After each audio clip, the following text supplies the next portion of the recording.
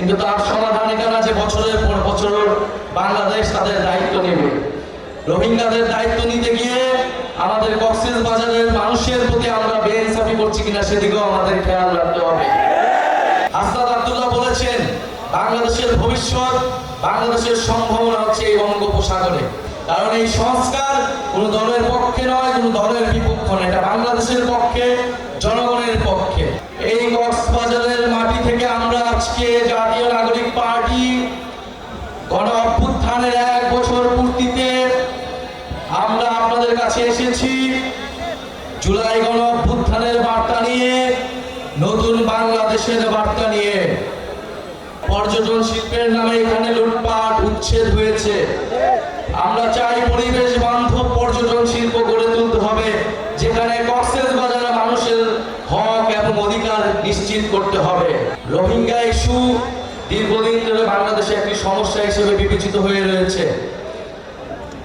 রোহিঙ্গা জনগোষ্ঠীর প্রতি আমাদের দরদ রয়েছে, তাদেরকে অধিকারহীন করে রাষ্ট্রহীন করে রাখা হয়েছে, কিন্তু তার সমাধান এখানে যে বছরের পর বছর বাংলাদেশ তাদের দায়িত্ব নেবে।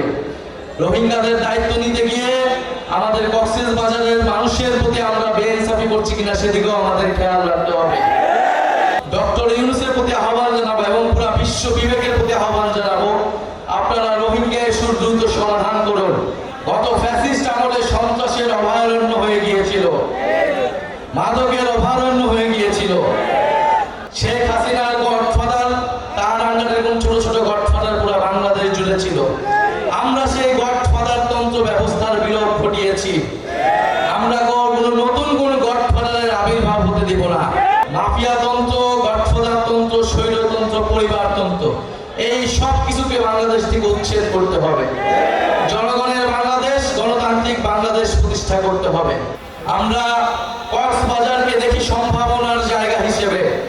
হাসনাত আব্দুল্লাহ বলেছেন, বাংলাদেশের ভবিষ্যৎ, বাংলাদেশের সম্ভাবনা হচ্ছে এই বঙ্গোপসাগরে। পুরা কক্সবাজারকে, পুরা বাংলাদেশটা বিশ্বের বুকে এক মডেল হিসেবে প্রতিষ্ঠা করতে হবে। আমরা সেই কক্সবাজার দেখতে চাই। আমরা একটা নতুন বাংলাদেশ, নতুন কক্সবাজার আপনাদেরকে উপহার দিতে চাই এবং সেজন্য আপনাদেরকে আমাদের সাথে থাকার আমরা আহ্বান জানাই। আমরা বলেছি জুলাই মাসের মধ্যে জুলাই ঘোষণাপত্র এবং জুলাই সনদ হতে হবে। আমরা জানি জনগণ সংস্কার বুঝে, জনগণ সংস্কার চায়। ফলে অবশ্যই উচ্চ কক্ষে পিয়ার হতে হবে। নির্বাচন কমিশন, দুদক সহ গুরুত্বপূর্ণ রাষ্ট্রীয় প্রতিষ্ঠানে নিরপেক্ষভাবে নিয়োগের জন্য কমিটি, সাংবিধানিক কমিটি তৈরি করতে হবে। এই দুইটা সংস্কার প্রস্তাবনা ঐক্যমত হলেই জুলাই সনদটি তৈরি হয়ে যায়। আমরা আহ্বান জানাবো, জনগণের দিকে তাকিয়ে, বাংলাদেশের দিকে তাকিয়ে আমরা সকল দল যাতে সংস্কারের পক্ষে ঐক্যমত পোষণ করি। কারণ এই সংস্কার কোনো দলের পক্ষে নয়, কোনো দলের বিপক্ষ নয়, এটা বাংলাদেশের পক্ষে, জনগণের পক্ষে। 3 আগস্ট শহীদ মিনারে আমরা জড়ো হচ্ছি। জুলাই সনদ আমরা অবশ্যই আদায় করে ছাড়বো ইনশাআল্লাহ। আবু সাঈদ মুগ্ধ।